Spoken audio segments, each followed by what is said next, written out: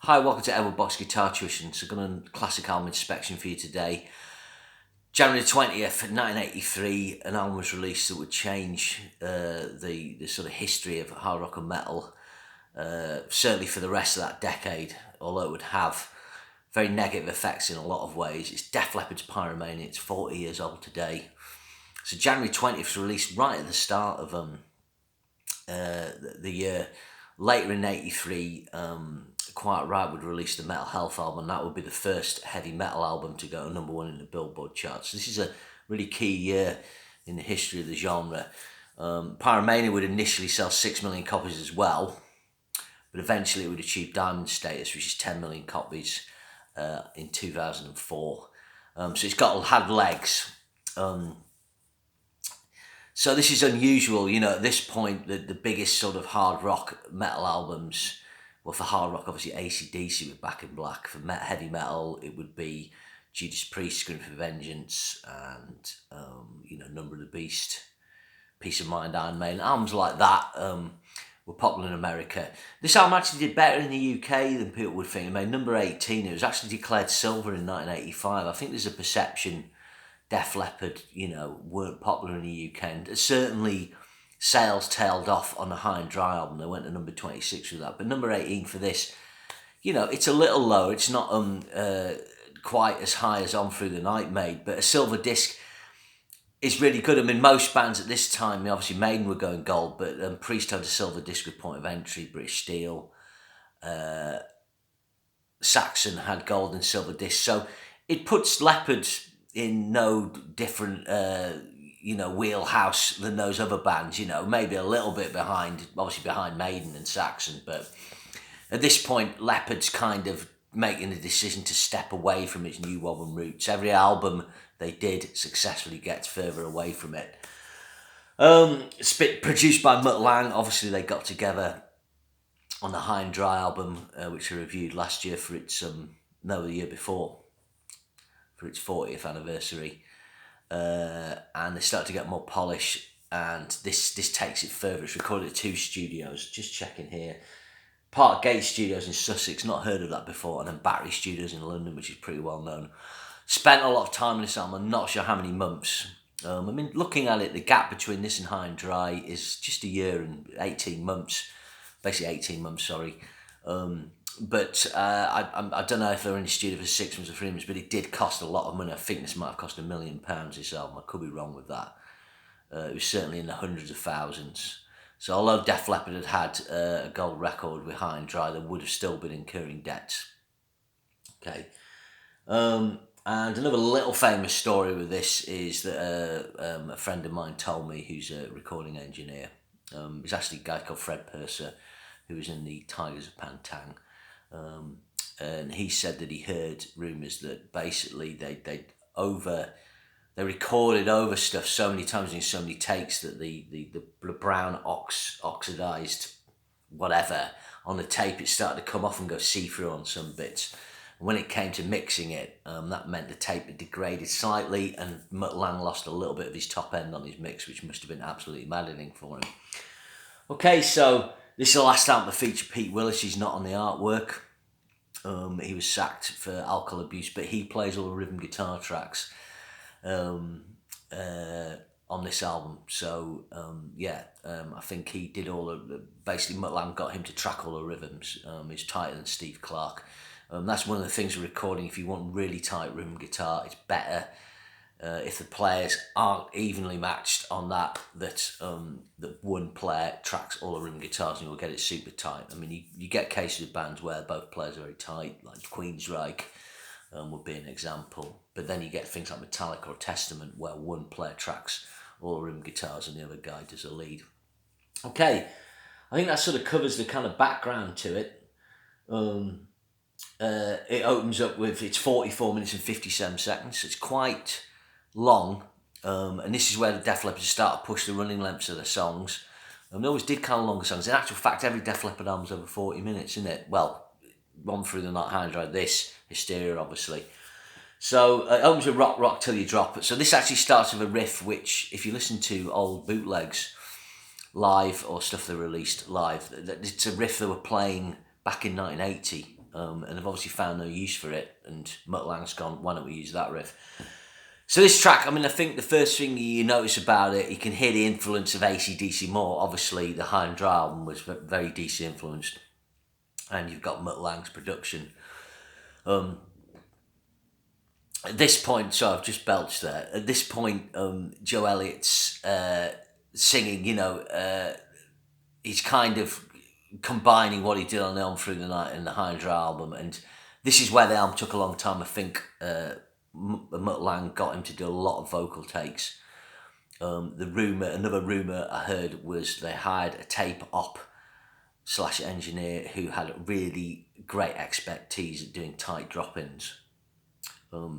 So they could cut into middle of words or even phrases and get, Joe, so they got a good bit, right, we need to get in here. So just, sorry to be a bore, just to talk about it. Now if I want to drop in on something in computer, it's just precise, If something's on 10 seconds, you just cue it up and it will cut in on 10 seconds. But in the days of reel-to-reel recording, when the engineer hit the button, there would be a slight delay until it, started. So if you wanted to drop in on 10 seconds, you need to time it at like 9 or I guess 9.5 or whatever. So the tape pops over his finger and he's like that, and then it'll catch.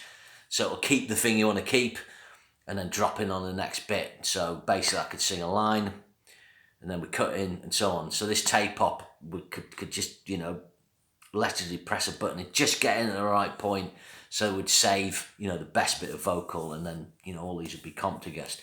So it's Joe Elliott's voice, it's kind of using that raspy, kind of going for the Brian Johnson thing. I think it's a good vocal performance. I think people criticise Joe Elliott's singing, but it's a style of vocal that's popular. It's not as screechy as Brian's. You can't say it's more radio friendly because obviously AC/DC had huge success, but it's a style that will be adopted by other bands. The other thing you notice is the rhythm guitars are really tight, the tuning's better. I think sometimes there's a bit of a sour tuning on the High and Dry albums at times, and obviously Mutt Lange must have paid really careful attention, making all the guitars are intonated, and it's tight, but there's not much distortion.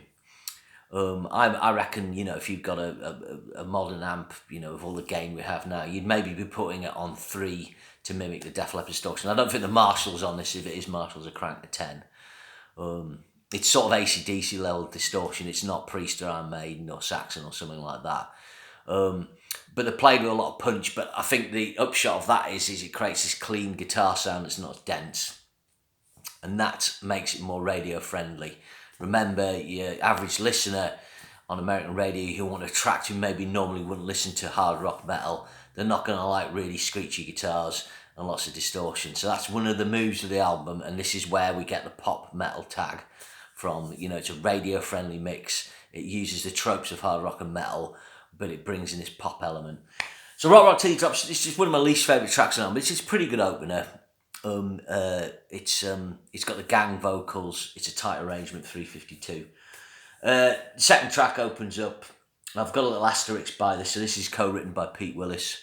I suspect Pete Willis has done well out of this. The publishing on this track because it's Photograph, and it's a track that's still played today, still playing on radio. People might get bored of listening to this track. I'll be honest with you, I never get tired of it. I love the song. I love the production. I love the craft of it. I love the way the pedal tone on the guitars pumps through the verse. Then that brilliant key change modulation breakdown into the bridge. And then the sort of modal shift to the more minor sounding chorus. And again, it does that clever thing where it's got a quiet, soft chorus, which can be a sort of clever songwriting trick. I think sometimes people, obviously, Mutt Lange co-writes every track. And you've got to think his skill set as a arranger and songwriter is coming on to play on this. But, Def Leppard have a knack for doing really cool modulations on bridges and then going to the chorus, and there is great songcraft on this. If you go online, you'll probably find a guy doing like a mix, mimicking the Photograph mix. You can see, I don't know where he's got the masters from, but you can see all the detail goes into the clean, because there's 12 string on this. There's a layering of the guitars, and it's all like crafted really well. A good little Phil Collin lead break. So Phil Collin came in late in the day, did a few guitar parts that hadn't been completed, and did quite a few solos. I think that was a changing point as well. Colin had a wider vibrato, a little more intensity, and that's the way that lead guitar was going to go more through the 80s, and that was going to be better for Def Leppard in terms of having the right sound. There's no criticism of Steve Clark or Pete Willis, or certainly Steve Clark. A good player. Steve Clark's just got a kind of thinner vibrato. It's not as on trend moving forward. Photograph, great track. And he got Stage Fright. They opened with us on the Hysteria tour. My wife's a huge Leppard fan, and she always tells me about the moment the curtain dropped on the Hysteria tour.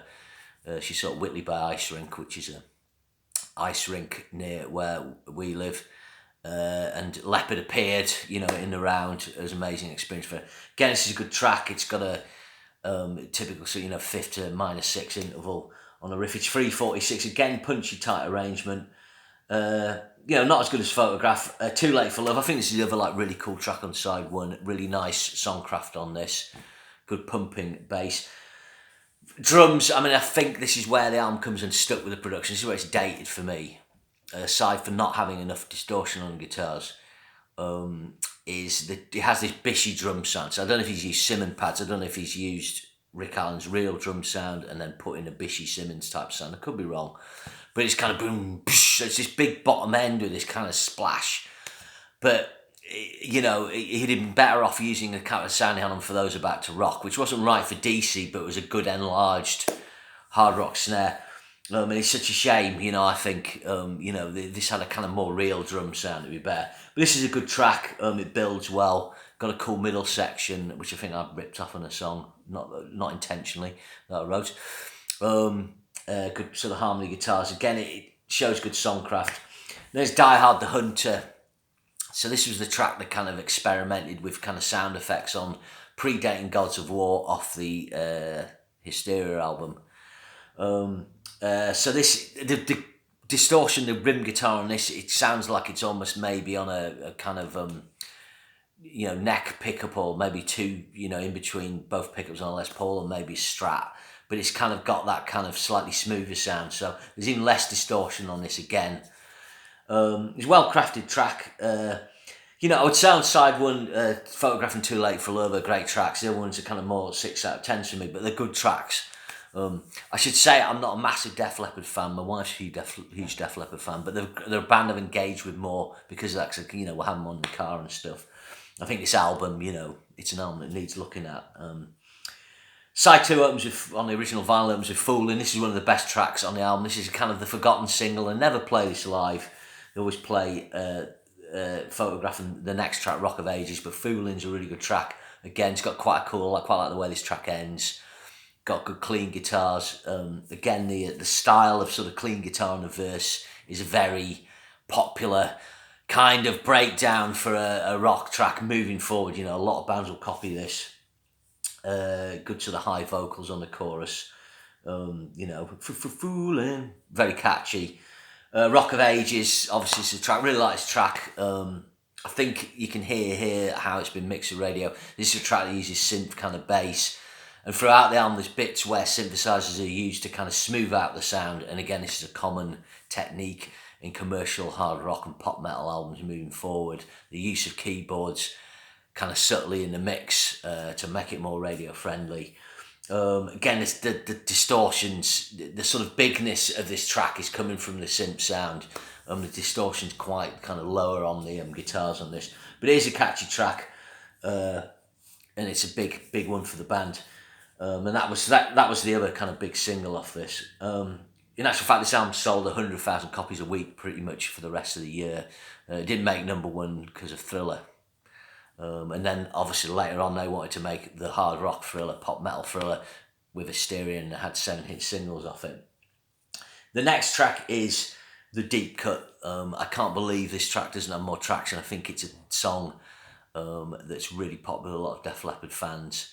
I think that's one of the problems with Def Leppard. They don't realise that the fans who've always been with them on those early albums have deep cuts and cuts they love, and the band just kind of ignore that and play the hits and Hysteria, and they're quite boring Def Leppard concerts live. I've seen a few, obviously, because I go with my other half, but Coming Under Fire, really good track. I still think Photographs the standout cut for me. I think this is the next one. 4 minutes 20. Pete Willis writes this. It's got a great ending. It's got punch. It's quite heavy. It kind of uses those kind of minor, major thirds type of riffs that Def Leppard use well. And that's another thing, is their use of dyads, i.e. 2-note shapes on the D and G or A and D string, using fifths, thirds, inverted fifths. Obviously this is guitar speaking going to, and tritones, is very influential on the type of riffs you have on hair metal. But it's a really good track. Like I say, I think it's a really, really forgotten classic. Action Not Words is next. This is probably the weakest track on the album, but when I was listening to it, it's a good catchy track. It's got a slide guitar, that makes it stands out. It's kind of more like a filler cut off the Hysteria album, but it's okay, it's 3 minutes 49. Then you got Billy's Got a Gun last. I think the Bishy snare really shows up in this. I do like this track, it's quite interesting, it's in the key of C minor. The Eye of the Tiger key, as I call it, not a popular key with rock and metal because you don't get any open pedal tones with this, but you can play an open G5 in this key going into guitar speak. But it's a good track. There's a lot of mood on this again, and the way it breaks down. It's got a slow gallop again. That's a trope from traditional metal that Def Leppard would abandon. Again, Pete Willis co-writes this track, so I always felt Pete Willis is the metal part of the metal DNA in Leppard. And obviously, once he went, Phil Collin took over writing duties, Steve Clark with Joe, and so on. So it's a bit long, this track, listening now, but it is a cool tune. This album, all the tracks are co-written. It's Clark and Joe Elliott pretty much co-write with Lang every track, and then Pete Willis and Rick Savage are in there on certain track. Rick Savage not much. So this album, the problem with this album is it's, I still think it would be a big hit if it had the right, a proper snare sound and more distortion. But that polish that was put into it with the backing vocals, everything, the next year you get Rat. And I think, going on, but obviously 1984 with Van Halen is a very crafted commercial hard rock album that sold a lot of copies. So, not that it would be influenced by this, but early 83 you get this. Then Metal Health by Quiet Riot, 1984 by Van Halen. These all have big hits on them. And that shows a template for the kind of records that your Rats, your Dockens, Black and Blue, Warrant, Winger, you could go on and on. Basically, the industry recognised that they could sell heavy metal to a female audience. I think, the male audience was always going to buy it, and there would be female metal fans, obviously. But when you get your kind of pin-ups and the polished MTV videos, that would, create a visual and an aesthetic and a sound that would, pique teenage girls' interest as well. And that would get them coming to the gigs and buying albums. And then, instead of selling 1 million units, as they say, you're selling 3, 4, 5, 6, Whitesnake, 1987, 8 million units, Big Hair, video, and that sort of thing. So, and this, actually looking back at the videos on this album, they're pretty good performance videos, because a lot of videos are really cheesy from that time. And I remember looking at the time, you're like, oh, those videos aren't good, but now those cheesy videos look really awful, where the Def Leppard ones, and their image, it's kind of, it's more polished. They're not wearing the studs and leather, they've got the neck cheap ties and the Union Jack top and that. Just things like that would play into its success. And obviously metal was starting to get more traction. They had AC/DC, and then this kind of pop metal smoothed off sound was what was going to work. I think that's the thing with this album. On Through the Night is a new wave of British heavy metal / hard rock album. High and Dry is a hard rock album. This is a hard rock album with pop influence, hence the pop metal tag. the difference with an album like Hysteria, it's a pop album with hard rock influence tropes on it. And then Def Leppard have kind of softed out ever since. I mean, the Hysteria album, I like Women, Animal, funnily enough, Gods of War. I quite like the title track, actually. Love and Affection's quite a good deep cut. But other than that, I'm not fussed. The Adrenalize album's got one good track on it, which is White Lightning, which is really, really cool. You know, a kind of heavier, more dramatic track. Slang I'm not fussed with. Euphoria's got a couple of great tracks, Promises and Paper Sun. Rest of it I don't like. The X album's Pants, maybe apart from one track. And then the songs from the Sparkle Lounge album had a few good tracks, but it was a bit of a mishmash. And the last album, the Def Leppard one, again it was a bit of a mishmash, but it had some good tracks. But they never got that consistency. But I think they would do better making a hard rock album like High and Dry, but with a modern production and, you know, the pop hooks of Pyromania. But I doubt they will. But yeah, that is Pyromania. One of the hugely influential albums in the 80s. Probably not as influential now, but it was the album that said to the industry, you know, you can sell millions and millions of units if you get the production and the songs right. And they did. For right or wrong, better or worse. Cheers. Quite a long one, this, 21 minutes, but big history on this album. Thanks for checking out. Cheers.